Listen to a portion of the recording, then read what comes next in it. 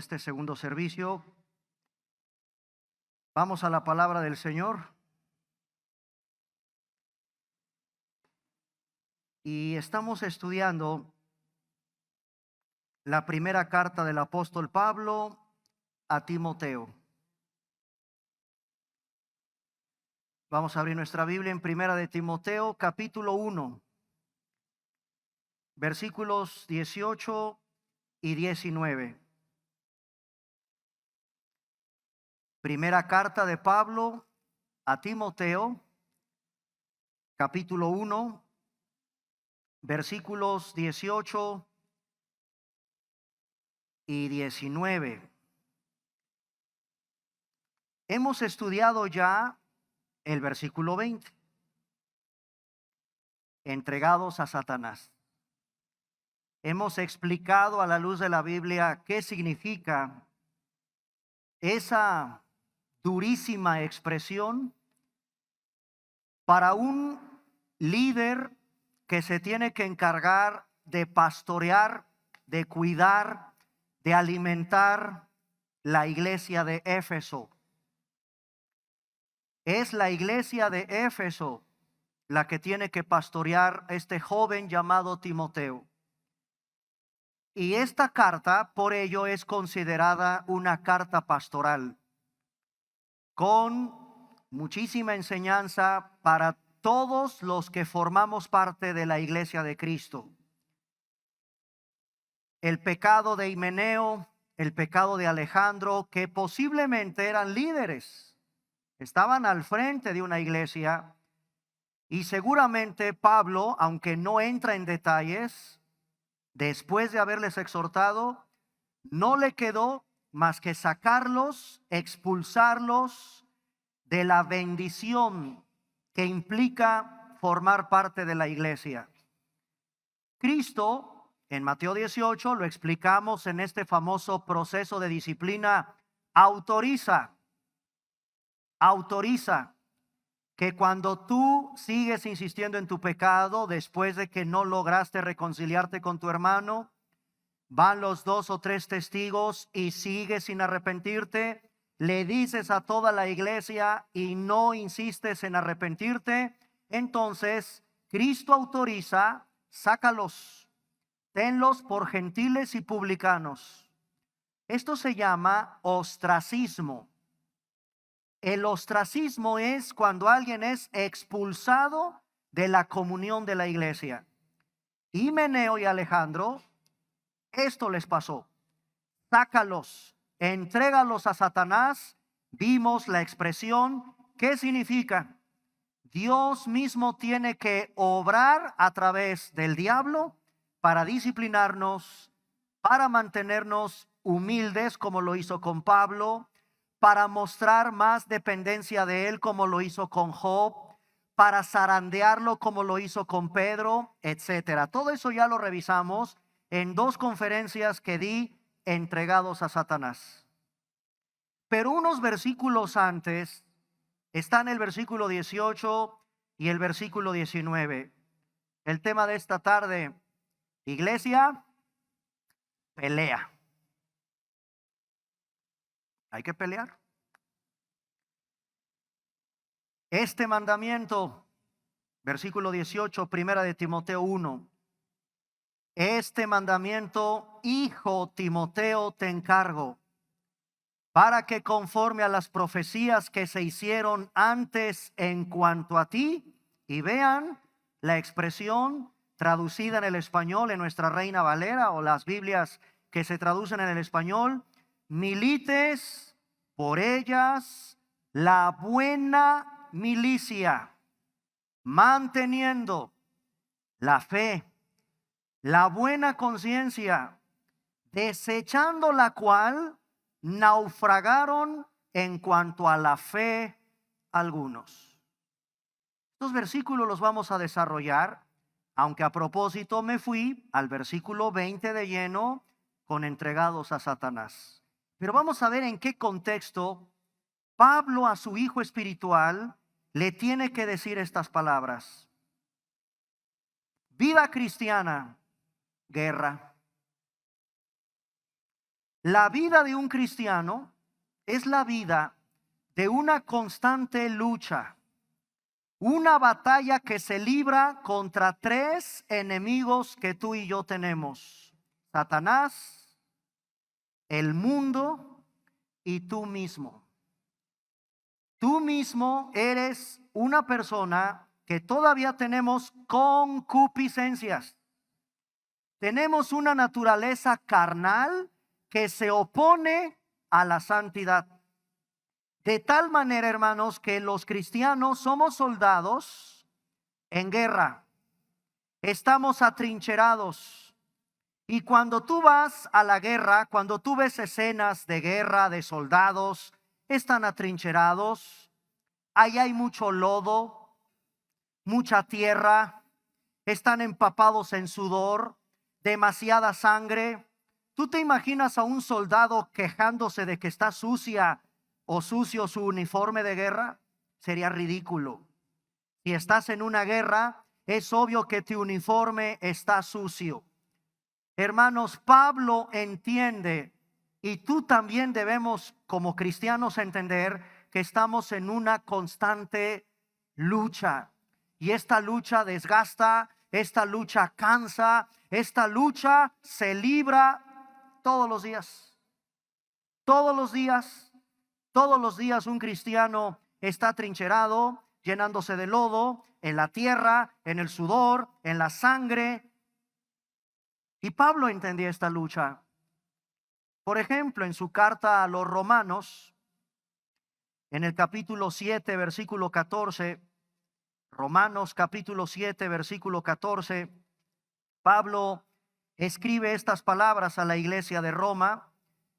En Romanos capítulo 7, versículo 14, porque sabemos que la ley es espiritual, mas yo, este es un hombre de Dios, mas yo soy carnal. Fíjate lo que dijo este hombre que fue arrebatado al cielo. Este hombre que tuvo una experiencia real, literal, con Cristo camino a Damasco. Este es un apóstol que tiene el récord de ser el autor que más cartas en el Nuevo Testamento tiene. Bajo la inspiración del Espíritu Santo, este hombre es un carnal vendido al pecado. Versículo 15. Porque lo que hago, no lo entiendo. Porque no hago lo que quiero, sino lo que aborrezco, eso hago. Esto lo está diciendo el apóstol Pablo, versículo 16. Y si lo que no quiero, esto hago, apruebo que la ley: no robarás, no matarás, no codiciarás, no desearás a la mujer de tu prójimo. Sabemos que eso es bueno. Dios quiere que den el blanco de su ley. Pero este hombre reconoce: lo que no quiero robar y robo. No quiero codiciar y codicio. No quiero fornicar y fornicas. No quiero adulterar y adulteras. No hago lo que no quiero, eso hago. Apruebo que la ley que Dios nos dio es buena. De manera, dice el versículo 17, ya no soy yo quien hace aquello, sino hay algo peor para algunos teólogos que el diablo. Se llama pecado. Si hay algo peor, si hay algo que causa más daño que el mismo diablo, se llama tu propio pecado. Y ese todavía lo tenemos. ¿Ves cómo es una guerra? Venimos a la iglesia y nos vemos bien, pero allá afuera, cuando nadie te ve, con los amigos, con tu gimnasio, con tu escuela, en la privacidad de tu cuarto, ¿quién eres? El pecado mora en ti, como también mora en mí. Lo está diciendo un santo, como tú también eres santo. Pero este hombre, Dios lo usó. Dios obró a través de este hombre. Este es un pastor. Fundó iglesias. Este es un hombre que vamos a ver precisamente en Primera de Timoteo 3, nos da las cualificaciones para ser pastor irreprensible. Imagínense, irreprensible. Y este hombre reconoce el pecado que mora en mí. Versículo 20. Y si hago lo que no quiero, que no lo hago yo, el pecado que mora en mí. Esto es una guerra. Más adelante, cuando le escribe a la carta a la iglesia de Galacia, en Gálatas, capítulo 6, Gálatas, capítulo 6, versículo 14. Vean lo que Pablo también dice en Gálatas, capítulo 6, versículo 14. Y habla ahora de otra clase de enemigo a la que los cristianos nos tenemos que enfrentar. Gálatas, capítulo 6, versículo 14. Pero lejos esté de mí gloriarme. Qué hermoso. Si hay algo de lo cual nos tenemos que gloriar, es de la cruz de nuestro Señor Jesucristo. Por quien el mundo me es crucificado a mí y yo al mundo. Esta expresión, hermano, simplemente significa: yo estoy en contra de un mundo que es hostil al mensaje del evangelio. Sabemos que somos de Dios, también dice Primera de Juan 5:19, y el mundo entero bajo el control del enemigo. Le dice Pablo a la iglesia de Galacia: lejos esté de mí el gloriarme, sino en la cruz de mi Señor, por quien el mundo me es crucificado a mí y yo al mundo. El mundo no va a entender el evangelio, hermanos. Es un enemigo que tenemos, su sistema perdido, su sistema podrido, su sistema de cosmovisión antibíblica. Finalmente, en su segunda carta a los Corintios, en el capítulo 12, versículo 7, segunda carta de Pablo a los Corintios, segunda de Corintios, capítulo 12, versículo 7. Segunda de Corintios 12, 7. Este versículo lo expliqué precisamente cuando Pablo, imagínense, no solamente estaba batallando con su carne. ¿Ya vieron qué le mandó Dios? Un mensajero de Satanás. A Pablo, el diablo, lo vimos, entregados a Satanás. Dios, en el caso de este hombre, le mandó un mensajero diabólico para que no se me ande exaltando. Porque Pablo tenía muchas razones para creerse el muy. No, lo tenía humilde. Cállese, agáchese. Usted es un siervo, pero tuve visiones del cielo. Humilde, pero soy un gran apóstol. Humilde. ¿Y sabes qué usó Dios para tenerlo quieto? Un mensajero demoníaco, posiblemente un problema de salud. Y él reconoce en segunda de Corintios capítulo 12, versículo 7, y para que la grandeza de las revelaciones no me exaltase. Ahí está el secreto. Este hombre reconoce que solamente te subes en un tabique y aguas, te transformas. ¿Te crees qué? ¿Te crees superior a los demás? Esa es nuestra tendencia, hermanos. No lo ocultes.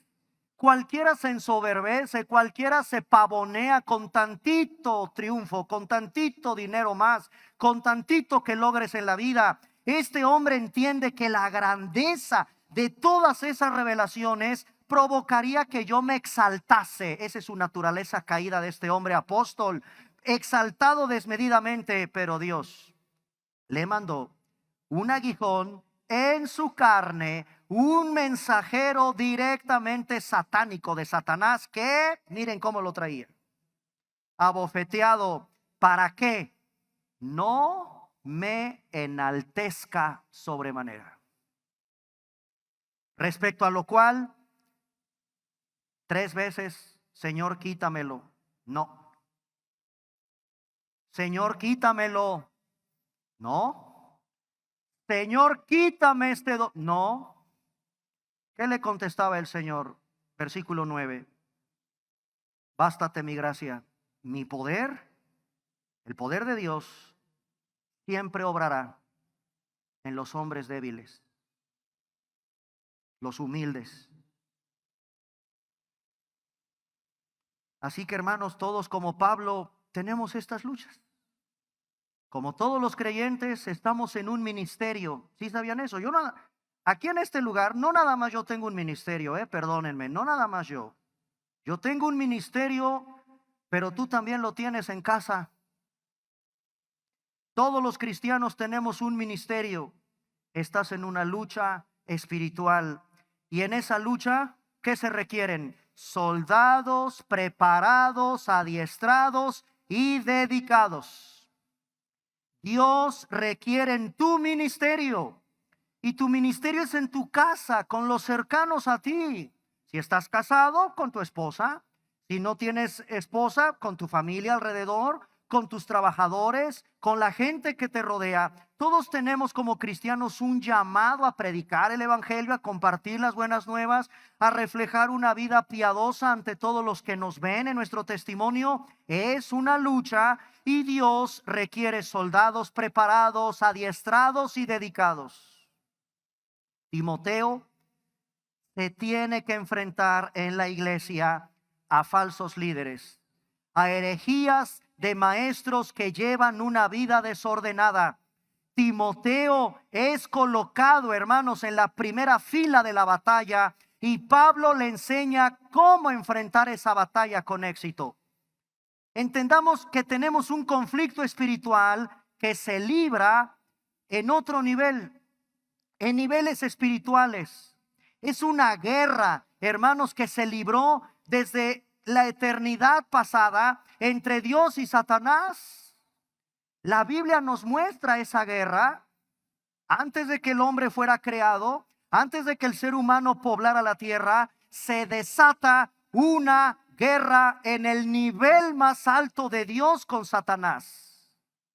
Y eso provocó una rebelión angelical. Hay demonios que ocupan este planeta en el nivel espiritual. Y aquí, a nivel humano, bajémonos de la dimensión espiritual. Nosotros aquí, los hombres, peleamos también con otros hombres impíos. Todo es una guerra. Desde la eternidad pasada, es decir, antes de que el Señor creara los cielos, la tierra y pusiera a Adán y a Eva, el diablo ya existía. ¿Cuál es el origen? ¿Cuál es el origen de esa guerra? Y miren qué interesante, porque el zoroastrismo, hay una religión que se llama zoroastrismo.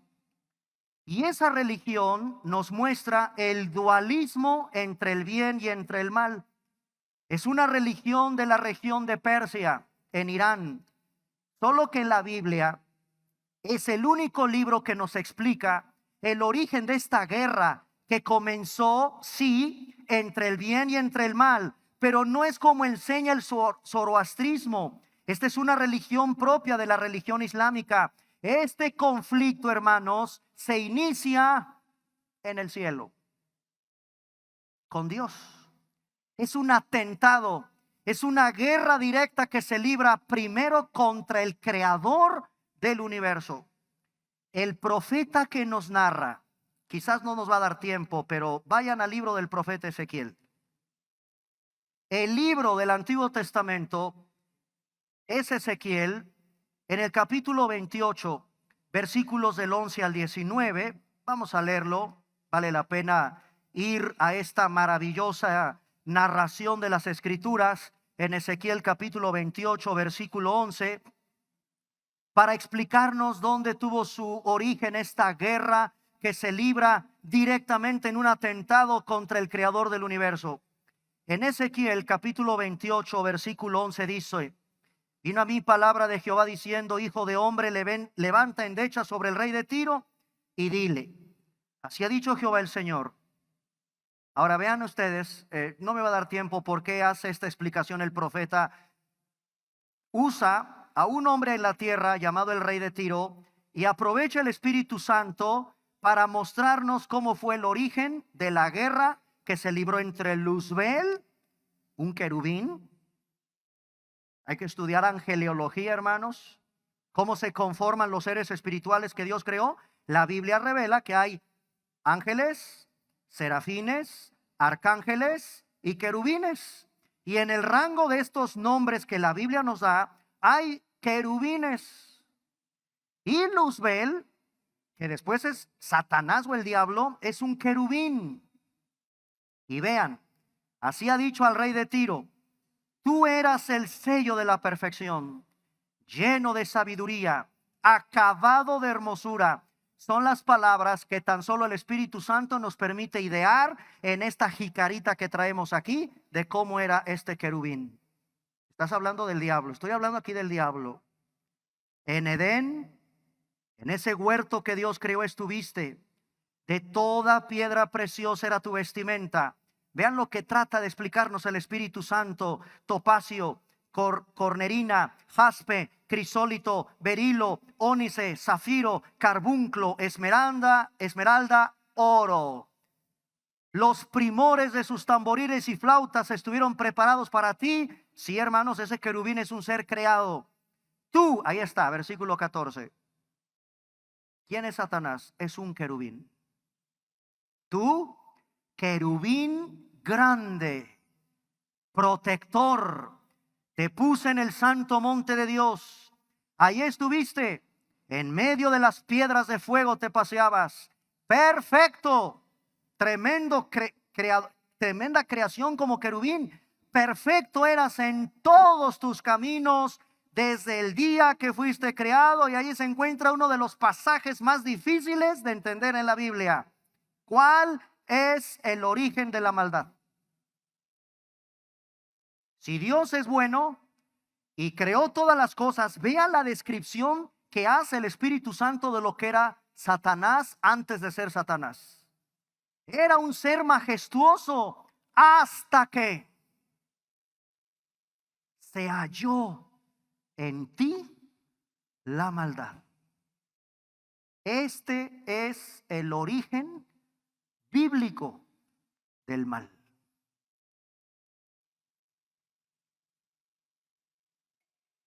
Versículo 16: a causa de la multitud de tus contrataciones. Es decir, empezó con la tercera parte. Hermanos, ayer les explicaba a los alumnos del Instituto Bíblico: ¿cuántos ángeles hay en la Biblia? ¿Cuál es el número de ángeles? No hay capacidad en las calculadoras humanas para descifrar, para que te dé cuántos. La Biblia no revela. Lo que expresa la Biblia es millares de millares, es decir, es una cantidad brutal, impresionante, de millones de millones de millones de ángeles. Satanás, dice la profecía de lo que está diciendo Ezequiel, con la multitud de sus contrataciones, lleno de iniquidad, pecó y lo echó del monte de Dios, lo arrojó entre las piedras del fuego. Oh, querubín protector. ¿Qué? Dios está aquí narrándonos lo que implicó para él ese atentado en el cielo. Ese atentado.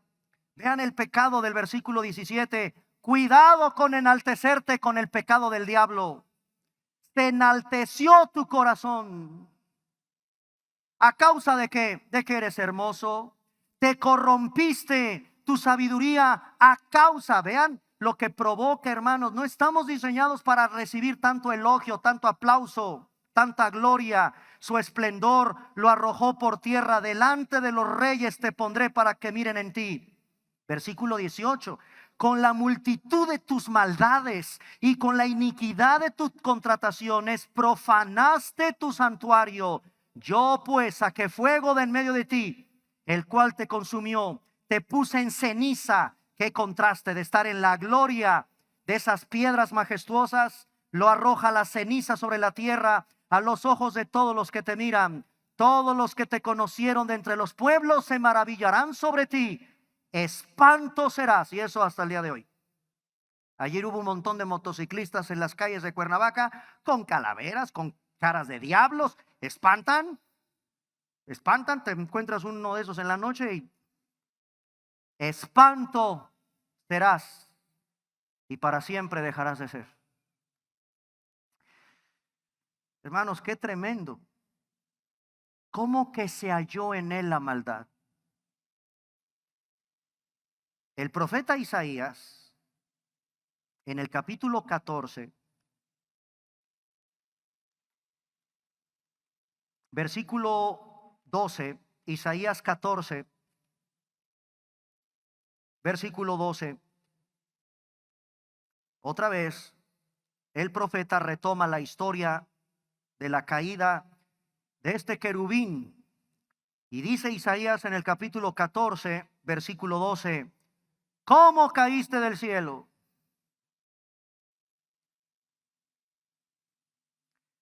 En España, en la capital, Madrid,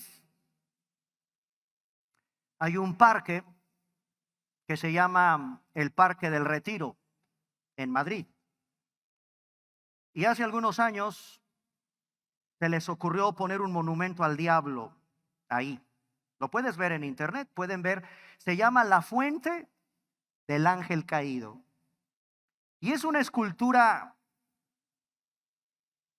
tremenda, obviamente representando a Satanás, precisamente basado en Isaías 14:12. La estatua la diseñaron de así se llama, la fuente del ángel caído.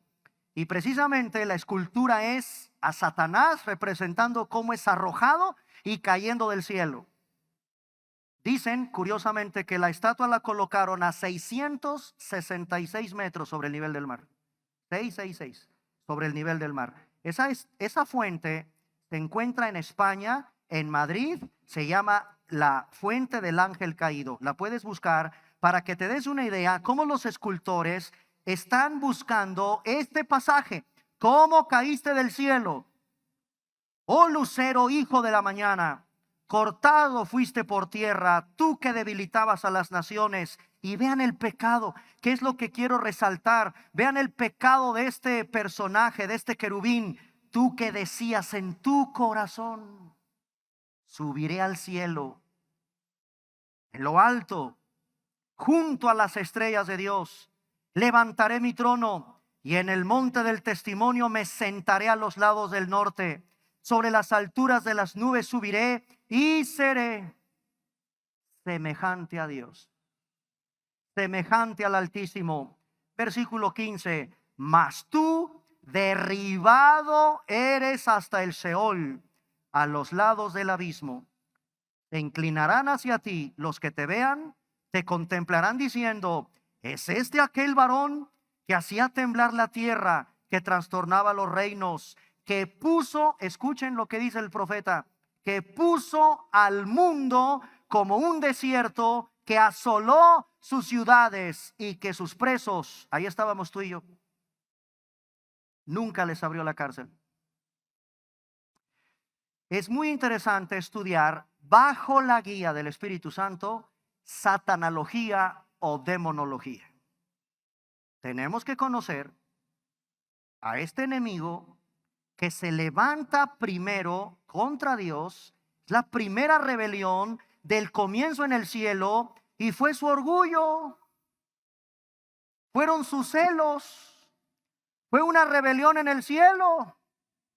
Ahora fíjense lo que provocó. Vamos, el libro de Apocalipsis, lo que no nos contó Ezequiel y lo que no nos contó Isaías de esas contrataciones. Porque él no actuó solo. No, hermanos, generalmente lo semejante quiere atraer a lo semejante. ¿Sabes qué hizo este querubín grande y protector? Empezó con sus contrataciones en el cielo, y vean el resultado de lo que la Biblia nos trata de explicar con una especie de vente conmigo, revélate conmigo, hagamos un reino. ¿Por qué nada más Dios es digno de adoración? Si yo también puedo ser adorado, tú también puedes ser adorado, tú también tienes derecho a riqueza, tú también tienes derecho a aplauso. Y miren lo que la Biblia dice en Apocalipsis capítulo 12. Apocalipsis es el libro que nos muestra algo impresionante. En Apocalipsis capítulo 12, versículos del 3 al 4. Apareció otra señal en el cielo, un gran Y qué curioso, ¿verdad? Al diablo generalmente se le representa con dragones.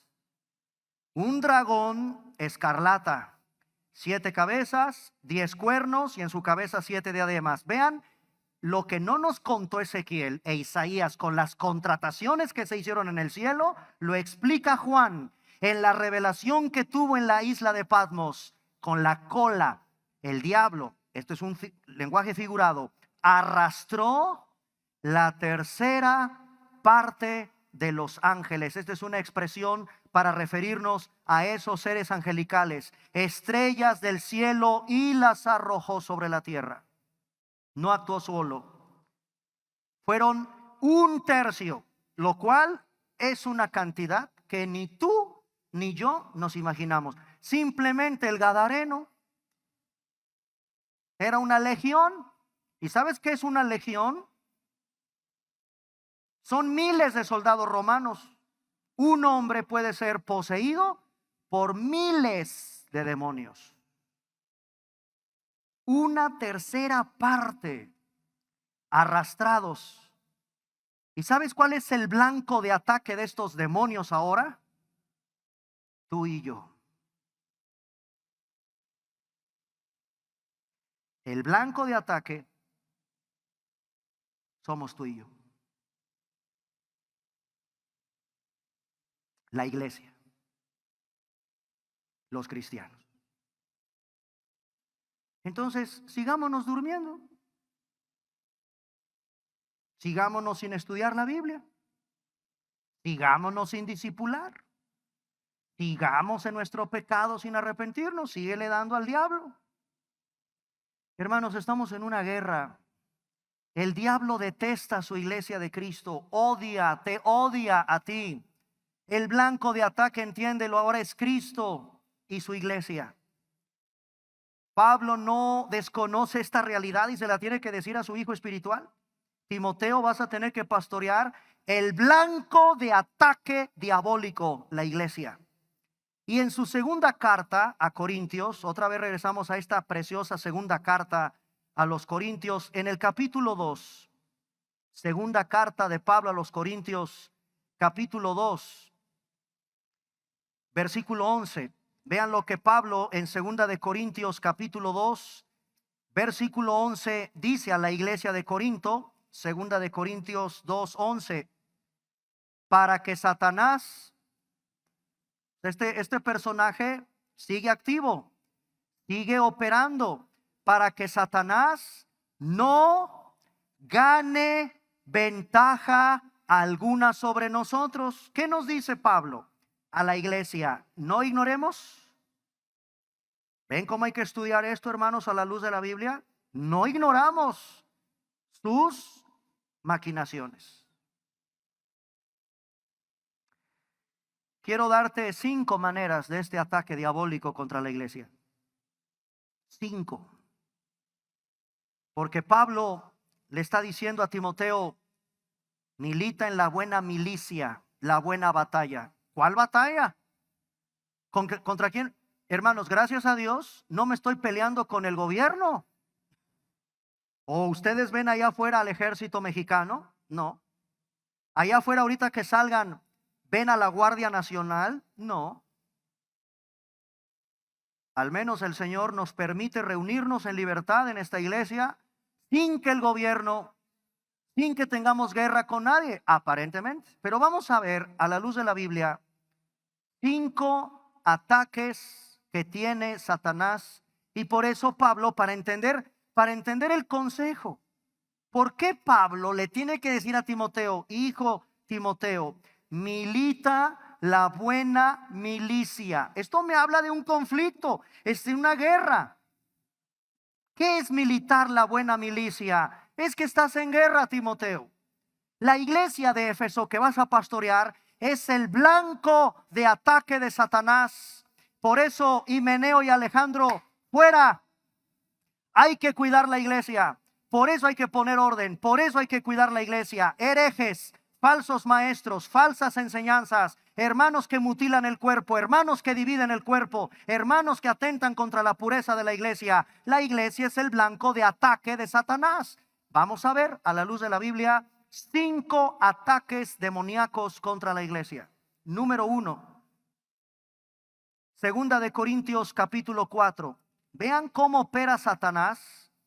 De acuerdo a la Biblia, número 1, en Segunda de Corintios capítulo 4, versículos del 3 al 4. Ataque a la iglesia, cegando la mente de los incrédulos. Mira, mis hermanos, cada que invitas a alguien que no es cristiano y te dicen, ya no quiero regresar a tu iglesia, ¿pero por qué? No, entiende algo. Y yo espero que en esta tarde, si tú vienes por primera vez, el Señor hable a tu vida y dejes de ser un incrédulo contra el Señor, contra su palabra, contra la iglesia, porque precisamente, mi amigo, con mucho respeto lo voy a decir, con mucho respeto lo voy a decir, hay un ataque a la iglesia cuando se ciega la mente de los incrédulos al evangelio. Segunda de Corintios capítulo 4, versículos del 3 al 4. Pero si nuestro evangelio está aún encubierto, entre los que se pierden está encubierto. Ahora escuchen cómo ataca Satanás. Versículo 4. En los cuales, en esos incrédulos, el Dios de este siglo cegó el entendimiento de los incrédulos, para que no les resplandezca la luz del evangelio de la gloria de Cristo, el cual es la imagen de Dios. El diablo, hermanos, te va a alejar de la iglesia. Por eso a un incrédulo no le gusta venir a la iglesia. Bueno, yo en mi caso amo la iglesia. Quiero estar en la iglesia. ¿Por qué? ¿Y por qué? ¿Por qué hay jóvenes? ¿Por qué hay adultos, padres, madres, hijos? No les gusta venir a la iglesia. Porque el diablo te aleja de la iglesia. Si estás en tu incredulidad, te va a alejar de la verdad. Y esto lo hace el diablo usando la ignorancia, la religión falsa, el orgullo, la concupiscencia y la maldad. Todo eso es un dominio satánico sobre un incrédulo. Vuelvo a repetir, porque esto es muy importante. Hay que orar por tu hijo incrédulo. Hay que orar por tu padre incrédulo. Hay que orar por tu esposo, tu esposa incrédula, por tu amigo incrédulo. La Biblia dice, están cegados en su mente. El diablo no te deja ir a la iglesia.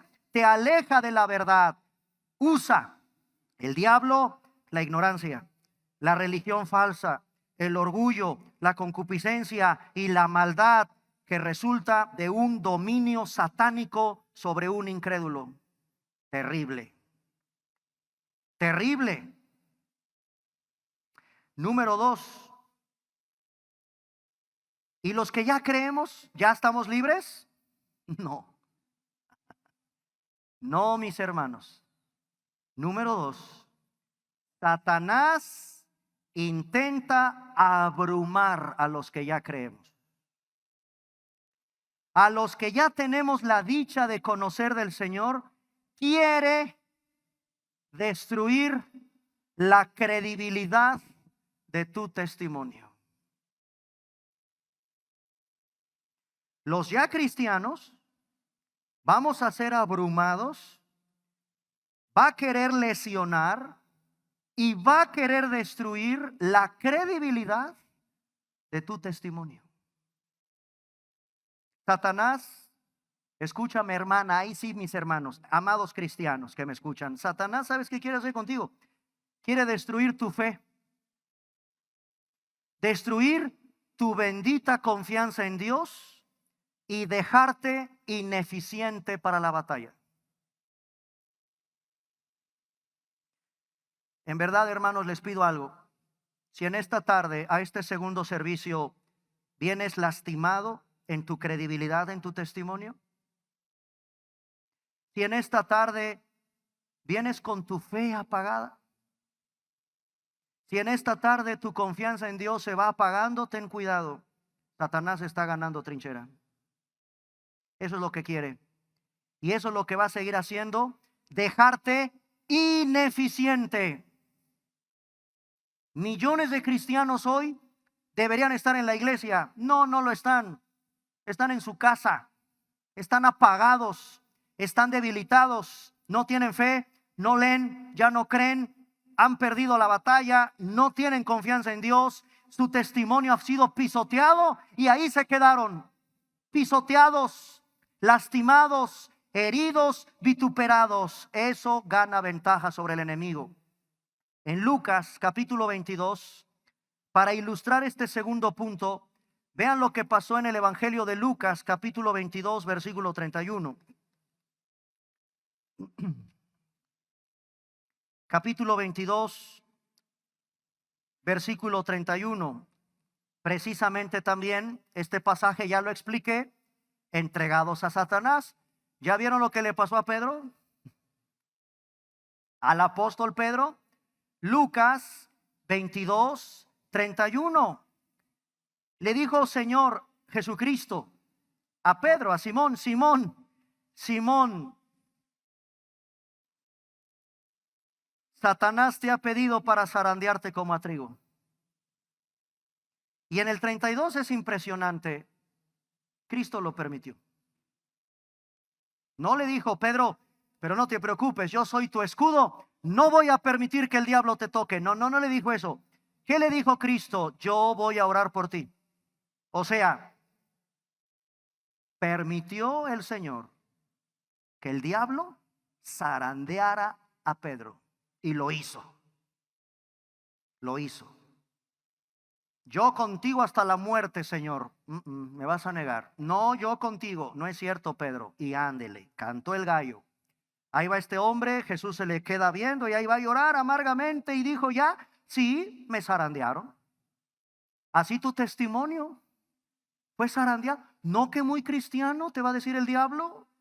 ¿Ves cómo el diablo también te quiere zarandear como a Pedro? Pues no que tú muy cristiano, no que tú lees la Biblia, no que tú eres muy acá.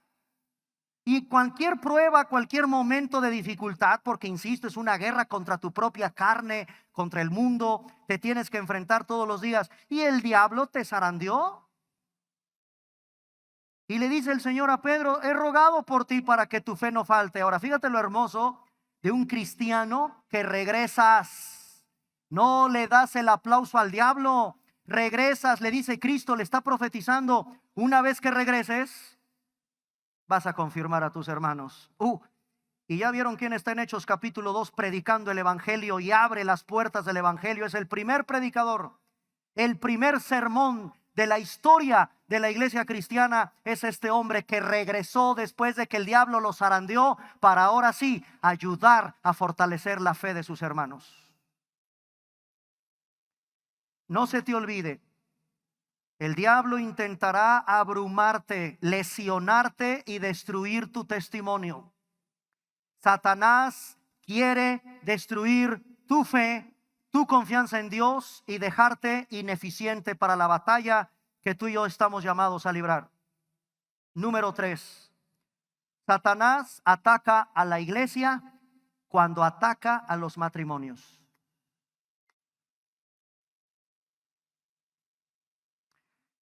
Benditos matrimonios de nuestra iglesia, que se mantienen firmes. Benditos matrimonios que vienen papá y mamá con sus hijos. Eso es una familia. Eso es una familia. Ese es un blanco de ataque demoníaco. Ataca a la iglesia atacando los matrimonios, atacando a las familias. ¿Por qué? Porque para que exista iglesia, tiene que haber familias. Para que una iglesia tenga un buen testimonio saludable, necesita familias y matrimonios saludables. Al atacar estas sagradas instituciones, Satanás va a debilitar a la iglesia. No es casualidad, no es coincidencia. Tantos problemas de inmoralidad, de adulterio, de hacer las cosas con la infidelidad en una pareja dentro de la iglesia. No hay algo que más cause daño a una iglesia que el adulterio. que la infidelidad en el matrimonio, que la impureza sexual dentro de una relación sana entre un hombre y una mujer. No hay cosa que más debilite a una iglesia que el divorcio, la infidelidad, los problemas sexuales, las familias disfuncionales. Mujeres y hombres que no están casados y vienen a la iglesia. Pon orden, cásate, porque eso debilita a una iglesia. Y eso es lo que usa el diablo. Familias disfuncionales. ¿Se dan cuenta cómo está pululando? Ya no digas en la iglesia. Asómate al mundo de allá afuera, donde el diablo actúa de una forma vertiginosa, con divorcios, infidelidad, problemas sexuales, familias disfuncionales. ¿Te estás dando cuenta las estadísticas espantosas que hay allá afuera? Pablo ordenó, escúchenme, Pablo ordenó a los maridos y a sus esposas que no se priven de relaciones sexuales dentro del matrimonio para que Satanás no tenga oportunidad de tentarte. ¿Dónde lo dijo? Primera de Corintios 7:5. Primera carta de Pablo a los Corintios. Y si había una iglesia con un desorden, era Corinto, la iglesia de Corinto. Y en su primera carta a los Corintios, vean en el capítulo 7, versículo 5, el consejo que le da Pablo a los matrimonios. Primera de Corintios 7:5. No os neguéis el uno al otro. Esposos, marido, con tu esposa, no te niegues el uno al otro, a no ser que por algún tiempo de mutuo consentimiento, para ocuparos sosegadamente en la oración, y volved a juntaros en uno para que no te tiente ¿quién? Satanás, a causa de tu incontinencia. No me da tiempo de desarrollar esto, a lo mejor se lo dejamos mejor al grupo de matrimonios, pero ¿qué dice la Biblia? En términos sencillos, tengan sus relaciones sexuales. Yo tantos matrimonios que conozco, no, él duerme en el sillón y yo en la cama. Bueno, pero ¿no viven en común, hermana? No. ¿Cómo? ¿Pero está usted casada? Sí, pero no dormimos juntos. Eso es un desorden. Pablo está aconsejando a los maridos, esposos, es obvio que está hablando del matrimonio. Está prohibida la relación sexual fuera del matrimonio, eso es pecado. Estoy hablando del ataque, vean, al núcleo, a la familia, al matrimonio. No se priven de relaciones sexuales para que el diablo no los tiente. Número 4, por supuesto, los líderes. El ataque a los líderes. Número 4, el ataque demoníaco contra la iglesia es contra los líderes. Que Dios los ha colocado en un llamado que Dios te hizo. Miren, hermanos, nosotros como pastores o como el liderazgo de la iglesia nos podemos equivocar. ¿A quién ponemos? Pero Dios no. Créeme lo que no. Una de las cosas que Satanás ataca es el liderazgo de una iglesia. A los líderes de una iglesia. Porque los líderes, el pastor, los diáconos, los líderes en una iglesia deben reunir requisitos. Son condiciones para ocupar el llamado sagrado que Dios te hizo. No hay otros a quien Satanás más quiera destruir que a los pastores o líderes de una iglesia. Vean lo que hay en las iglesias de hoy con el pecado sexual entre pastores.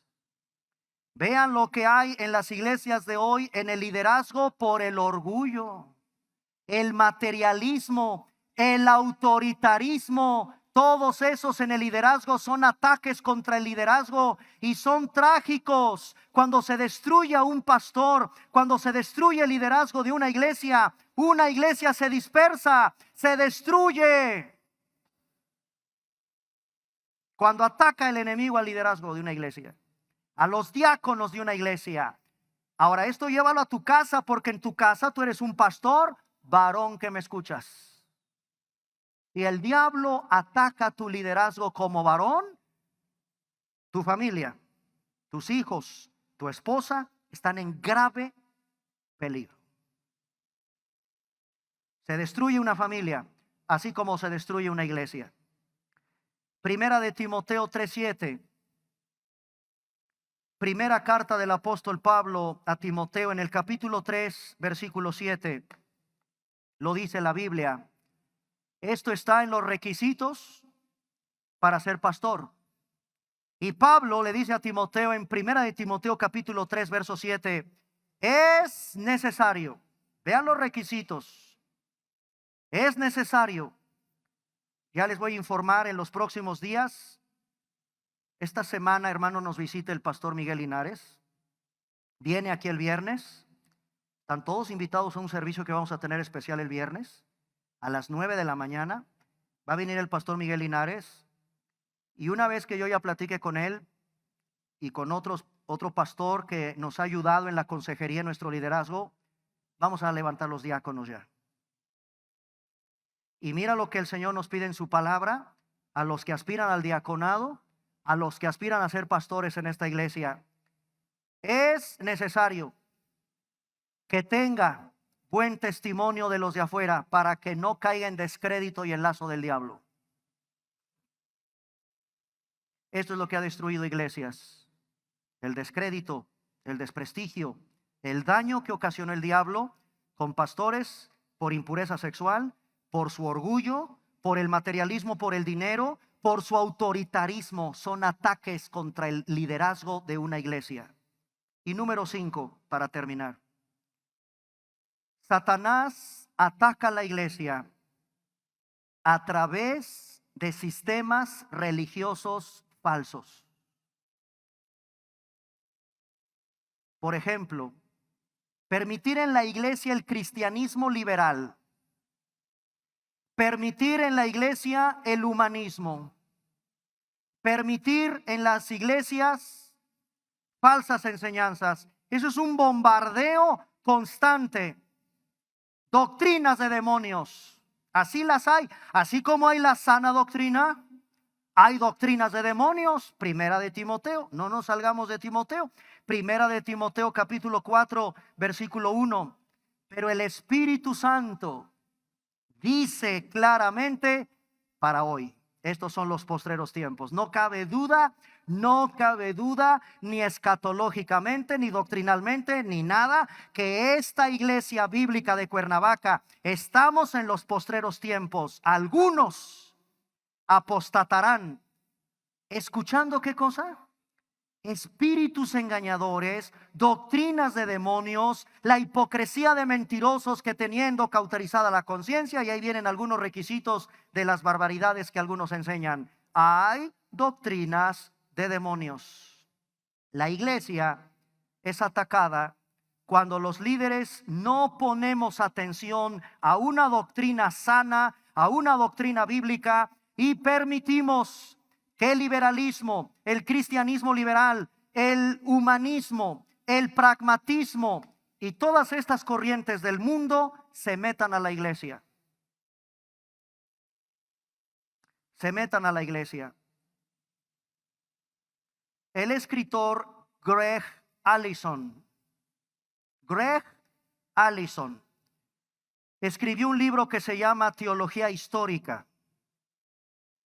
Y este hermano, que es profesor del Seminario Bautista en Estados Unidos, hizo un análisis de la doctrina de la iglesia desde el primer siglo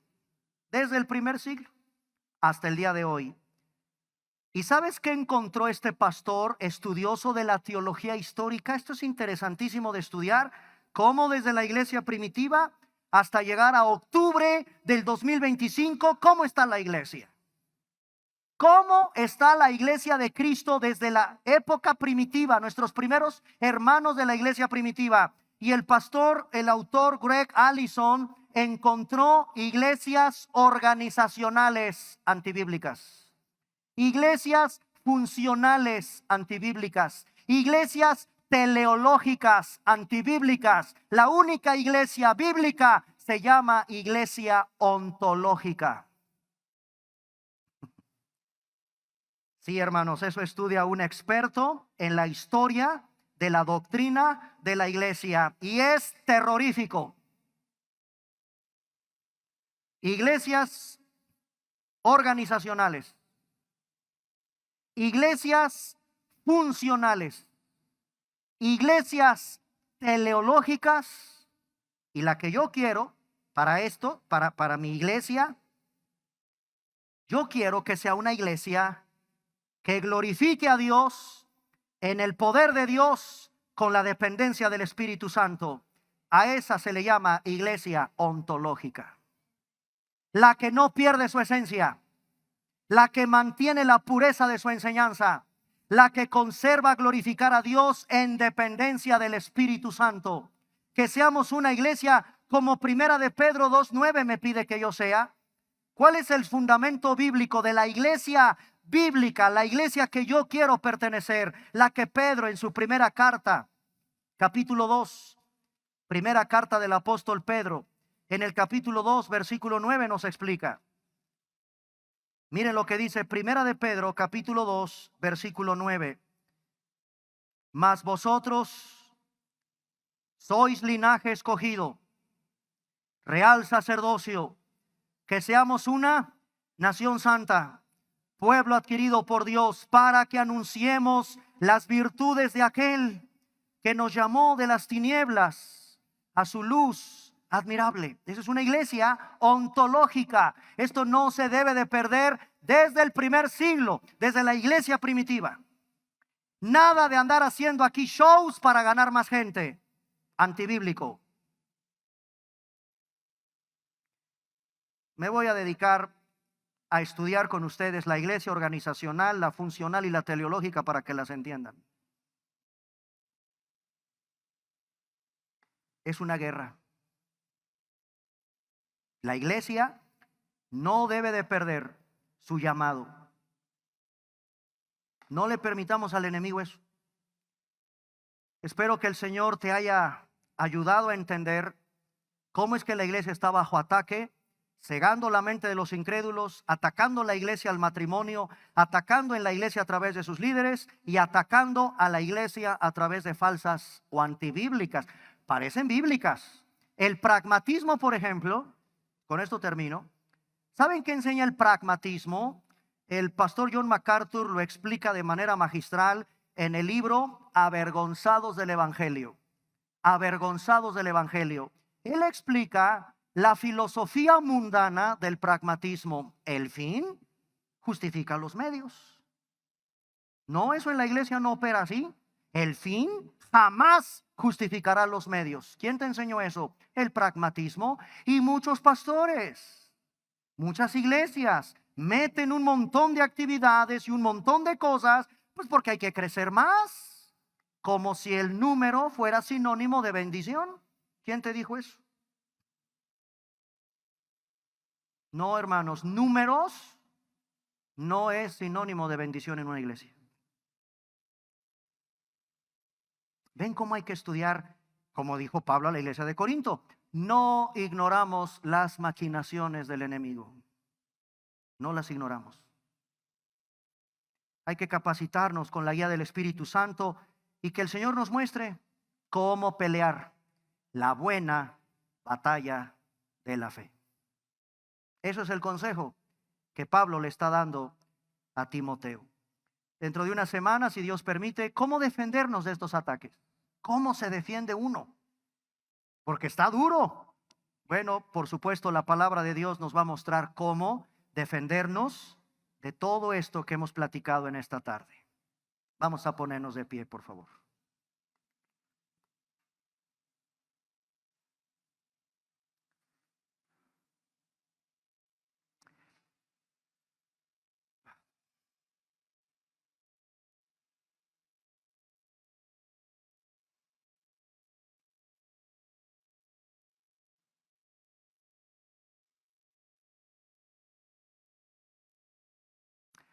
Padre, gracias por tu palabra en esta tarde.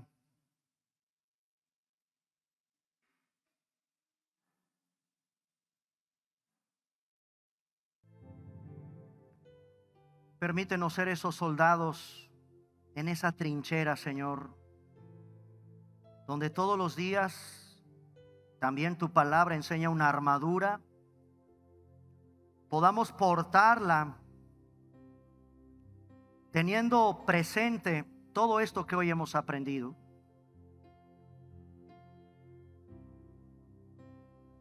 Todo comenzó con esa afrenta del enemigo contra tu santidad. Después bajó a los seres humanos. Y por causa del pecado, Señor, tenemos todavía dentro de nosotros lo que Pablo expresó: mucho pecado. Pero vamos a aprender que nos has dejado tu palabra y nos has dado tu espíritu. No estamos solos. Ante todo somos más que vencedores por aquel que ya venció. Cristo venció. Esa guerra no está ganada por el enemigo. De hecho, el libro de Apocalipsis, la iglesia gana. Cristo gana. El pueblo de Dios gana. Su iglesia, dice Cristo, las puertas del Hades no prevalecerán contra mi iglesia. Padre, aquí está este precioso remanente de hijos tuyos que nos hemos reunido en esta tarde para entender que esta lucha que se libra todos los días, la tenemos que librar de rodillas, de orar, como hoy lo vi, por mi matrimonio, por los matrimonios de esta iglesia, de orar por el liderazgo de esta iglesia, de orar por la doctrina de esta iglesia, de orar por los incrédulos que no han regresado a la iglesia, de orar siempre de rodillas unos por otros. Mis hermanos, si en esta tarde venimos con la fe muy decaída, si vienes con mucho desánimo,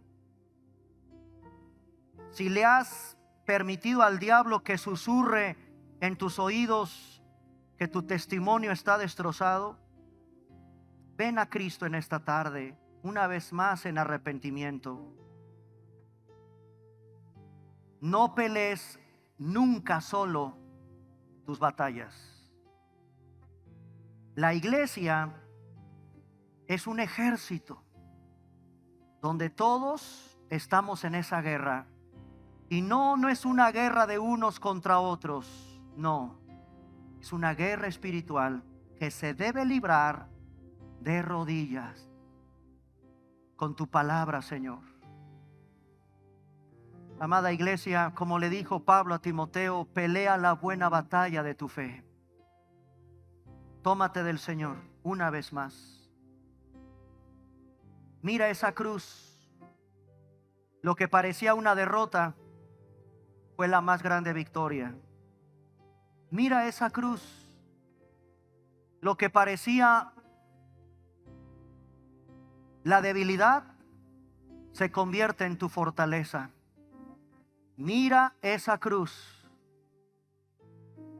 donde Dios de manera esplendorosa exhibió públicamente a las potestades del infierno, triunfando sobre ellas. No, mis hermanos, la guerra nunca se libra solo. Siempre, Señor, nos has enseñado en tu palabra que la batalla que tienen mis hermanos la libramos todos juntos, intercediendo unos por otros, cuidándonos las espaldas unos a otros, levantando a mi hermano caído, a mi hermano debilitado, al que Satanás ha querido zarandear como a trigo. Para eso estamos aquí, para orar unos por otros y no dejarte tirado en la lona de ese abandono por tu falta de fe, de confianza, de ánimo. Súbete una vez más a este ejército. El capitán ya ganó. La guerra está ganada. Cristo venció. Y por eso te seguiremos alabando, amado Señor.